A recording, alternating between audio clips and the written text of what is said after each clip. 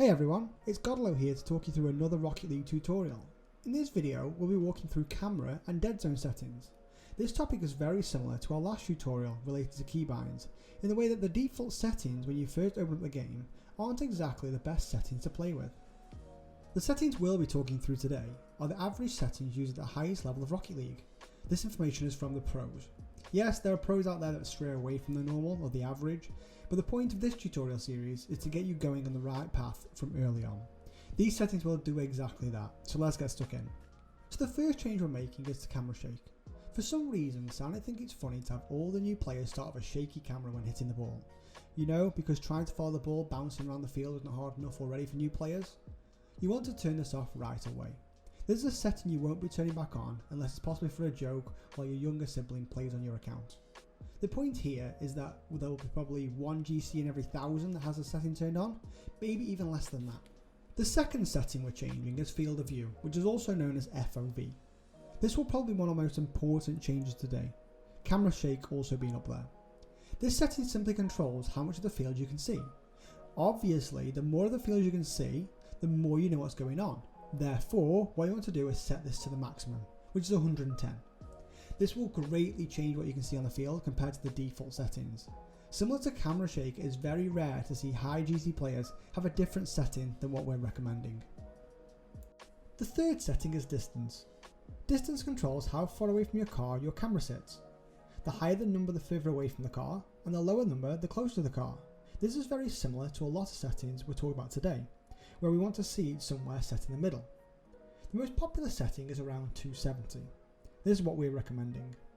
This gives you a good balance of viewing the pitch, but also great to see how the ball and the car are interacting with each other in certain mechanics. The next setting is height. This setting simply controls the vertical axis of the camera looking at your car. The lower the setting, closer to the floor. The higher the setting, the further away from the floor. Nice and simple. You want to set this somewhere around the middle, so we advise 100. This will give you good balance, not too far up and not too far down. The fifth change is angle. Nothing too complex about this one either. It simply controls the angle the camera faces the car. Players can vary this a little, but you'll want to have it set around -5 to start off with. This is a nice balance and will be used by the majority of Rocket League players. After angle, we go on to stiffness. This is described by Sonics as how rigidly the camera follows your car. It isn't a majorly important setting and it's quite difficult to actually see the difference in the examples.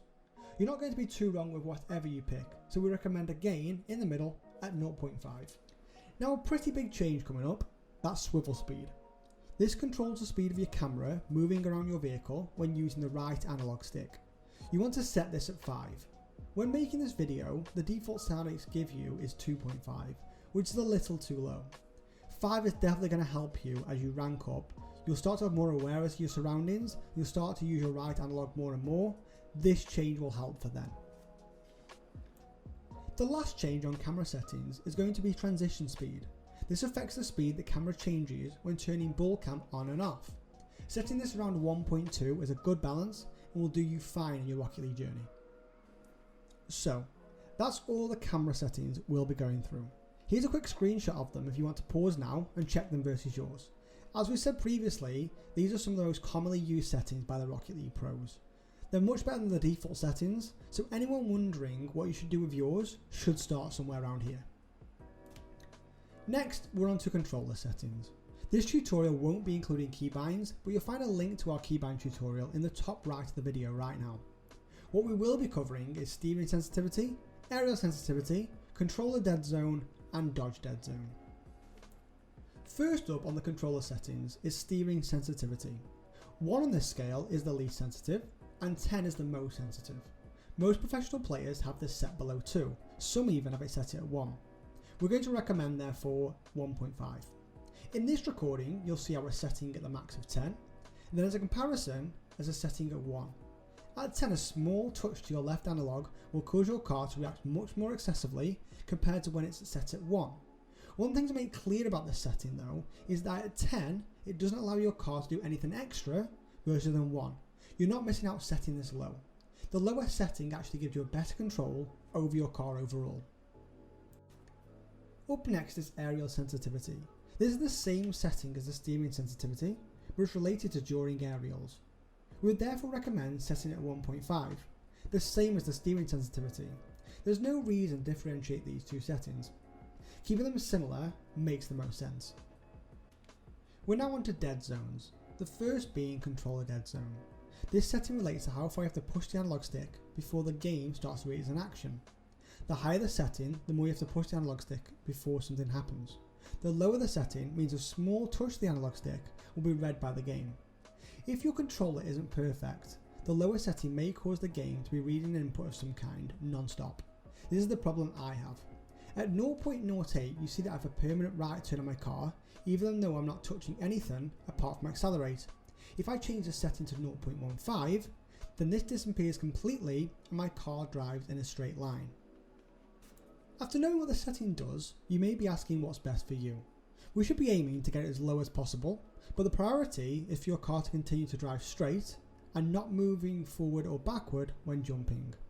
You should start the test from around 0.07 and see if your car is driving in a straight line.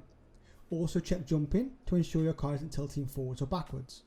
If your car isn't driving straight or is moving when you jump without pressing anything, then it means you need to increase the setting slowly. For me, 0.15 works perfect. It's the lowest setting I can have before my car has a mind of its own. Professional players have to set around 0.08 as an average. As long as you can keep it around 0.15 or below though, it shouldn't affect you substantially. The last setting we're going to cover is Dodge Dead Zone. This setting refers to how much you have to push the analog stick when pressing your second jump before your car dodges. With this set low, it means a small touch to the analog stick could cause your car to dodge left, right, forward or backward, when you may not have wanted it to.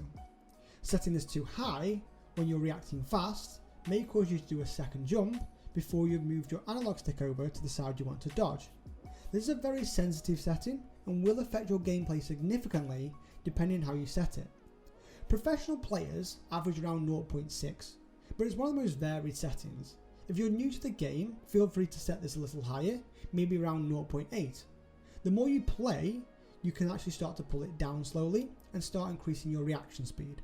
For a new player though, we would recommend anywhere between 0.6 and 0.8. You definitely won't do bad with this. This video has definitely been longer than I would have liked, but hopefully it has been helpful to give you a good start to Rocket League. Or maybe you're an advanced player checking what we have to say about camera and controller settings. Either way, we appreciate you watching and supporting us. If you want to see more, then please do like and comment below. Maybe even subscribe if you want to see more of these tutorials from an esports organisation. Either way, we'll see you soon and good luck with the new settings.